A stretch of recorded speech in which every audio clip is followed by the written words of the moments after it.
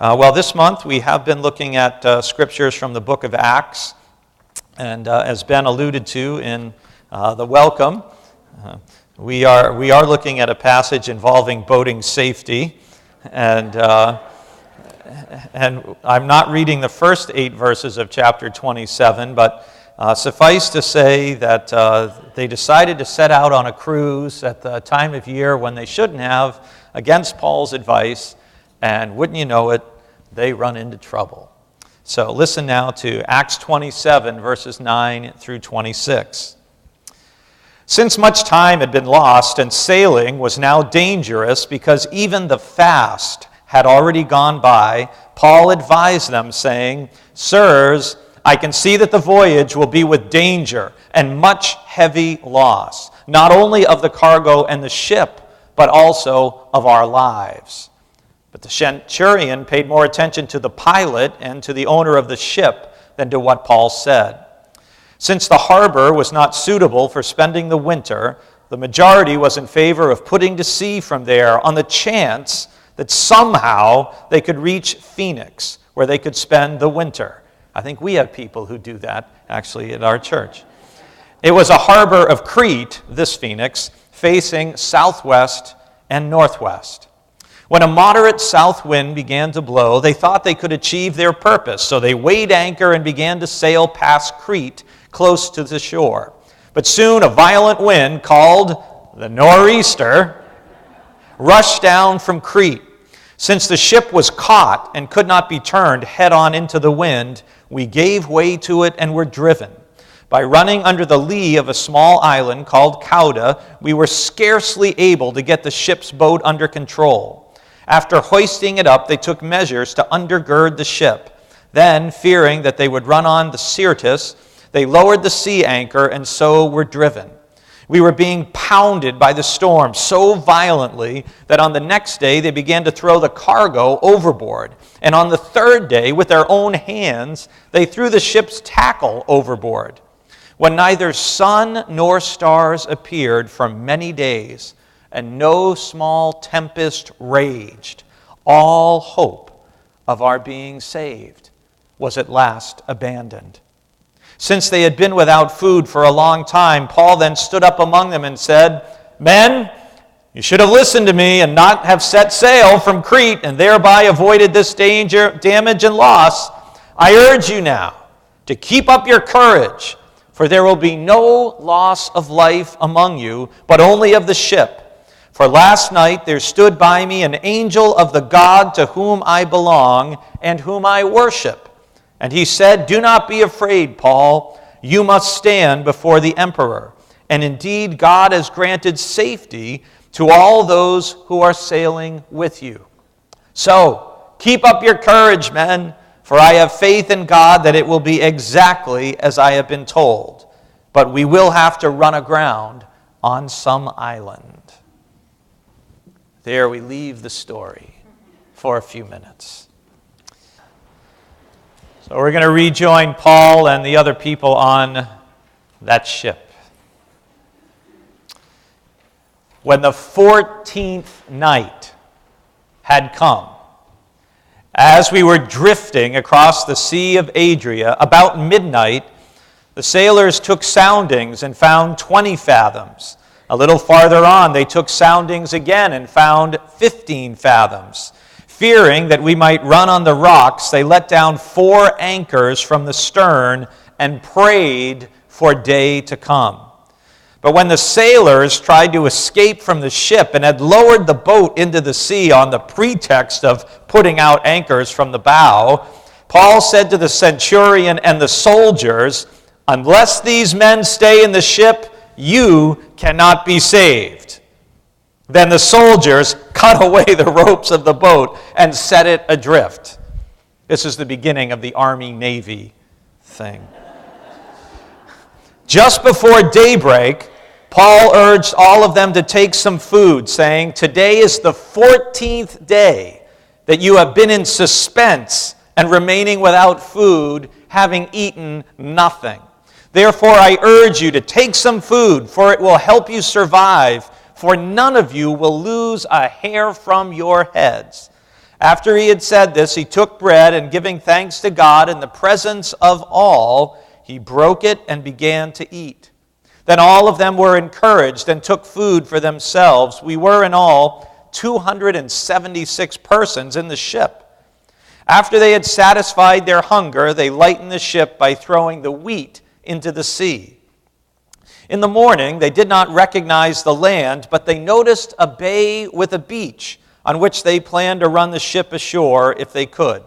So they cast off the anchors and left them in the sea. At the same time, they loosened the ropes that tied the steering oars. Then, hoisting the foresail to the wind, they made for the beach. But striking a reef, they ran the ship aground. The bow stuck and remained immovable, but the stern was being broken up by the force of the waves. The soldiers' plan was to kill the prisoners so that none might swim away and escape. But the centurion, wishing to save Paul, kept them from carrying out their plan. He ordered those who could swim to jump overboard first and make for the land, and the rest to follow, some on planks and others on pieces of the ship. And so it was that all were brought safely to land. Human imagination has always been gripped by sea stories, going as far back as the legendary exploits of Odysseus on the wine-dark sea and Homer's classic, the Odyssey, to Herman Melville's Moby Dick, or more recently, books like The Perfect Storm or In the Heart of the Sea, The Finest Hours, the true story of the U.S. Coast Guard's most daring sea rescue. There are so many sea stories that people find compelling and interesting and enjoy reading. And even in the Bible, of course, we have Noah and the flood and the ark. There's the story of Jonah and the great fish. We even have the disciples out on the Sea of Galilee in a storm with Jesus. And then finally, there's also this story of the Apostle Paul. The adventure, the courage, the danger, the risks and trials and perils of stories like these fascinate us. I think sometimes we wonder, how would we act if we were in similar circumstances? And we admire those who are able to persevere and to be resilient and courageous in the face of and in the midst of the storms. And in many ways, all of us are like voyagers on the uncharted sea of life, being tested by the storms that we face and seeking to trust God in the midst of the winds and the waves that at times threaten to break us and to sink us.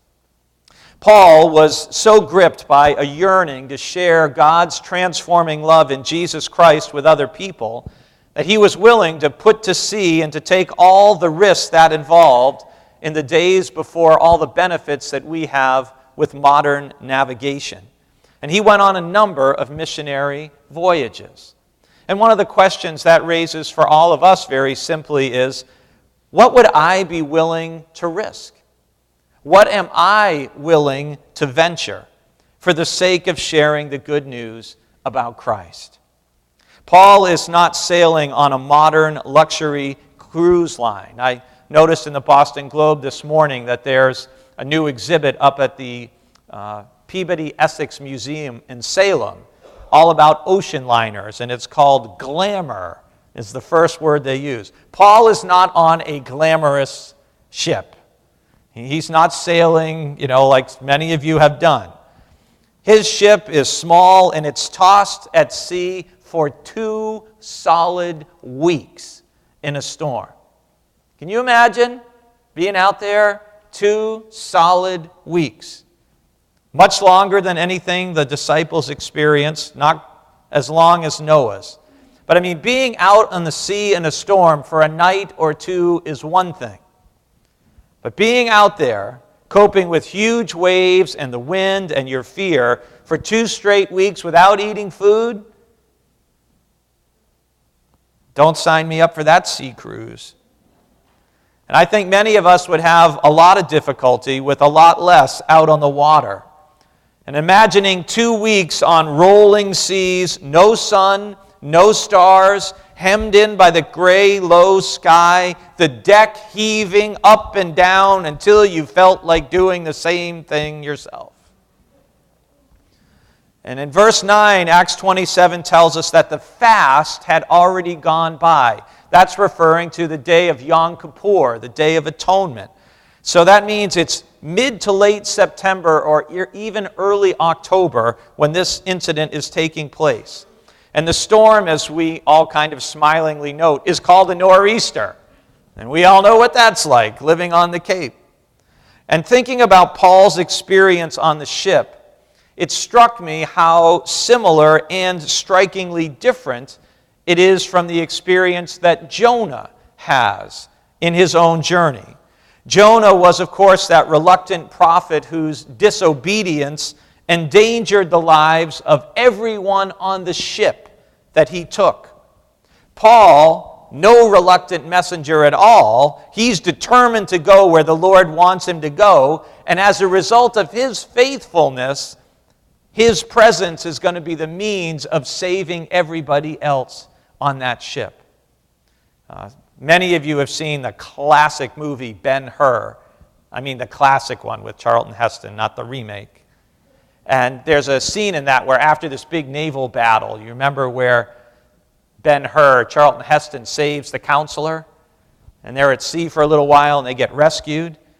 And he says to Charlton Heston once they're safely on the ship, in his desire to save you, your Hebrew God has also saved the Roman fleet. Well, in his desire to save Paul, God's promising to save everybody who's with him on that ship. Whereas Jonah refuses to go to Nineveh to share a message from the Lord, and he almost dies. Paul obeys the divine command to go preach in Rome, and things are going to go very differently for him. You know, it's still true that human disobedience and human evil can cause harm to other people and put them in jeopardy or even cause their deaths. And sadly, we see this in the news every day, as we did recently in the tragedy in Manchester, England, and this week in Portland, Oregon, where a U.S. Army veteran and a recent graduate of Reed College exemplified what was best about America. And sadly, they were killed by someone dishonoring the name Christian, was the killer's last name, who represents the worst in America. It's still true that human disobedience or evil can cause harm to others, and our obedience and faithfulness to God can be the means of God saving, helping, encouraging, and transforming human lives.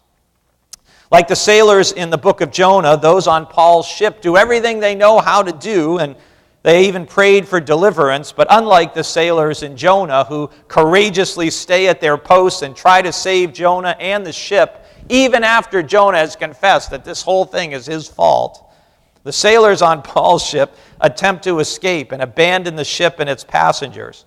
But Paul knows they're all in it together, and he tells the centurion, if these guys go away, we're all in trouble. So the soldiers cut the rope so the sailors can't leave. And Julius, the centurion, it's always important when we're reading and studying the Bible, the power's in the details. The power's in the details. And Julius is mentioned several times in chapter 27. If you look back at verse 3, we're told Julius, in kindness to Paul, allowed him to go to his friends so they might provide for his needs before they set sail. And then, in verse 11, when Paul warns the pilot and the owner about what's going to happen, Julius listens to the pilot and the owner of the vessel, which you would expect a soldier to do, right? I mean, he's not going to listen to the prisoner. But when Paul is proved correct, then in verse 31, the centurion listens to him the next time. And he acts to prevent the sailors from abandoning ship, and he acts to prevent the soldiers from killing Paul and the other prisoners. So often in the Gospel of Luke and in the book of Acts, who are written by the same person, Luke often presents characters who are not believers in a very positive way, which is something we can both learn from and also appreciate that God often uses people to accomplish divine purposes who we might not imagine, including a centurion. Well, the longer a storm rages, the longer it is before we see the sun and the stars, especially in those days when you needed them to navigate. It can be harder to hold on to faith and to hope. And in our own lives, we know the longer we're in a storm, the harder and more challenging it can be for us to hold on to hope and to faith. But hold on we must. And Paul says, it says in verse 20, when neither sun nor stars appeared for many days, and no small tempest raged, all hope of our being saved was at last abandoned. Some of us know what it's like to feel like we're at the end of our days, we're at the end of our rope, and we're finding it hard to see any hope. But when our hope seems lost, that's when our faith most needs a boost of courage. And Paul twice tells his shipmates to keep up their courage in verses 22 and verse 25. He says, I urge you now to keep up your courage, for there will be no loss of life, but only the ship. And he tells them about the angel who spoke to him words of assurance, and then repeats, so keep up your courage. One of my favorite American novelists is Herman Melville, and he wrote about courage in Moby Dick. Starbuck, who is the chief mate of the whaling ship, the Pequod, addresses the crew, saying, I will have no man in my boat who is not afraid of a whale. And by this, Melville writes, he seemed to mean not only that the most reliable and useful courage was that which arises from a fair estimation of the encountered peril, but that an utterly fearless man is a far more dangerous comrade than a coward. On the ship being driven by the storm, Paul knows they're in a very dangerous situation. But his faith in God, his calm presence, his clear thinking, and his positive attitude clearly help those around him. And those who are fearful or lacking in confidence may yet be swayed by the power of a courageous and faithful example, whether that is Paul or you. After 14 days without eating in a storm at sea, the TV show Survivor has nothing on what these folks went through.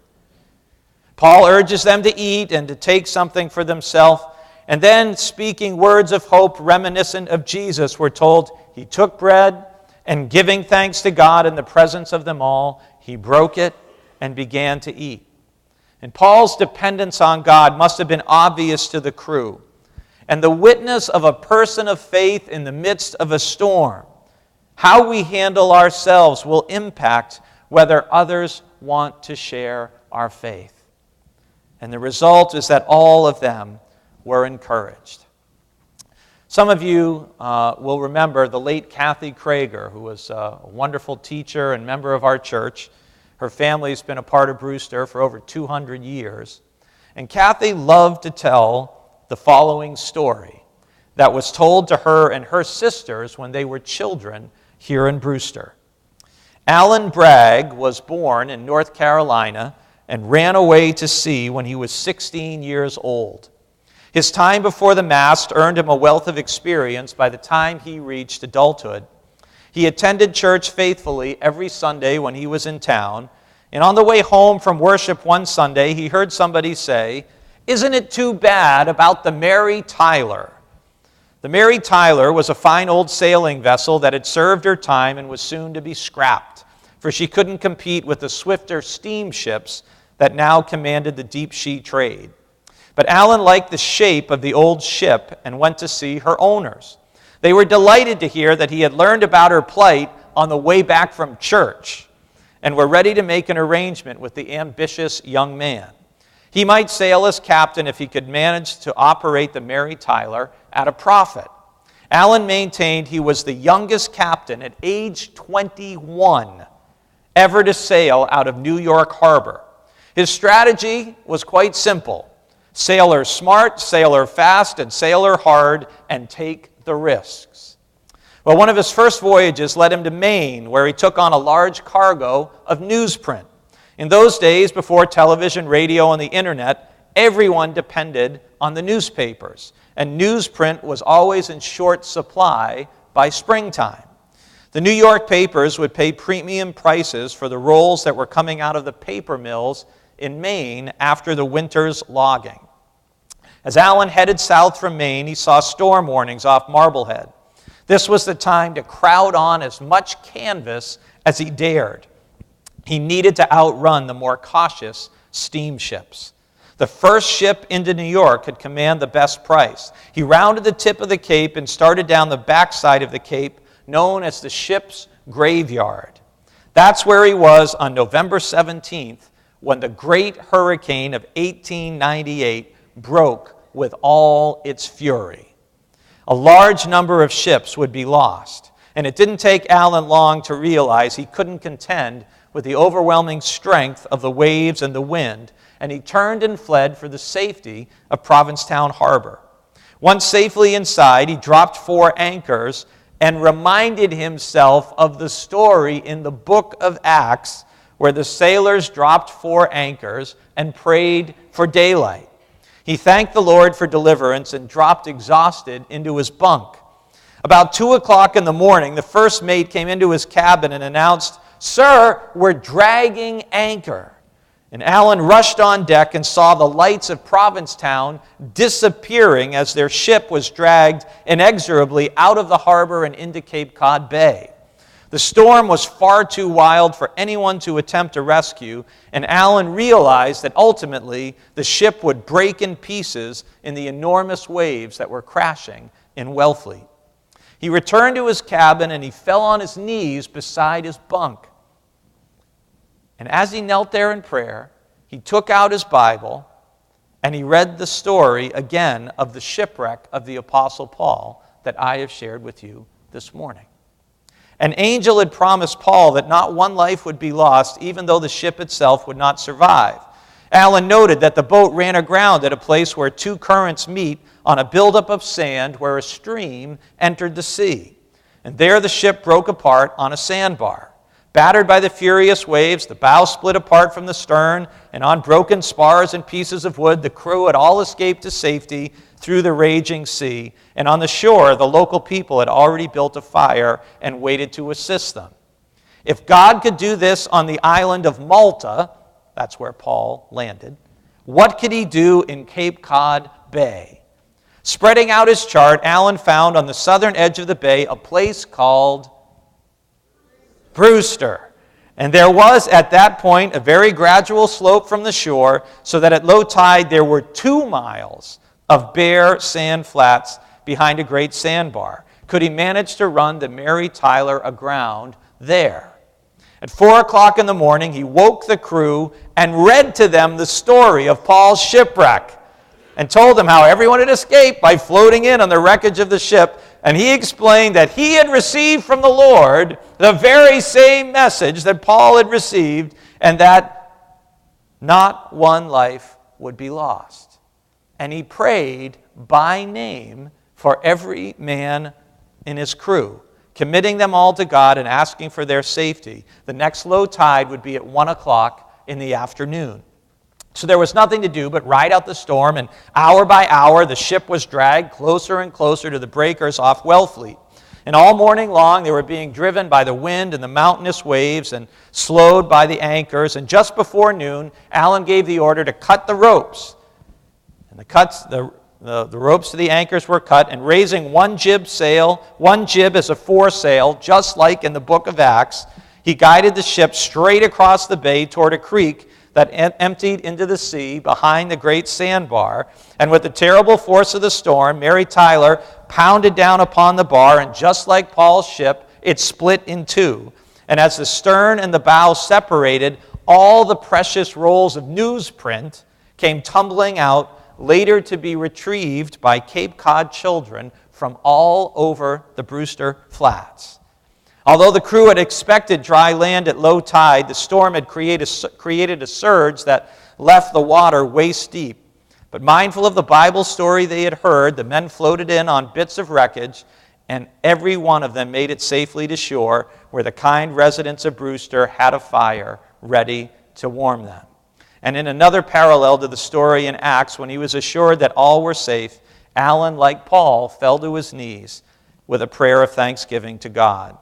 His next duty was to inform the owners of the ship of its loss and of the safety of the crew, and the godly owners telegraphed back, "Praise the Lord."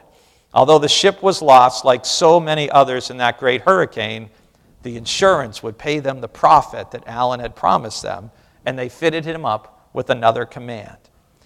And 60 years ago, according to Kathy Krager, you could still see the timbers of that ship under the water off of Paynes Creek when the tide was very low. Alan ended up marrying a girl from Brewster. And he spent much of his life at sea, and upon his retirement, he became the Sunday school superintendent of Brewster Baptist Church. So as Paul Harvey would say, now you know the rest of the story. But Paul's experience and Alan's, which was just too good not to share, they demonstrate really a very simple life lesson.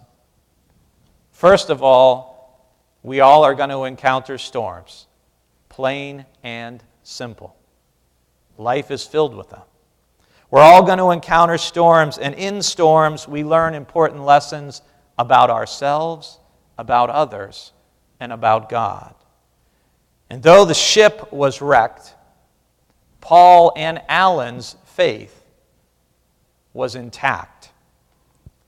And in fact, their faith was strengthened by the ordeal they went through. And that's what we hope for when we find ourselves in a storm.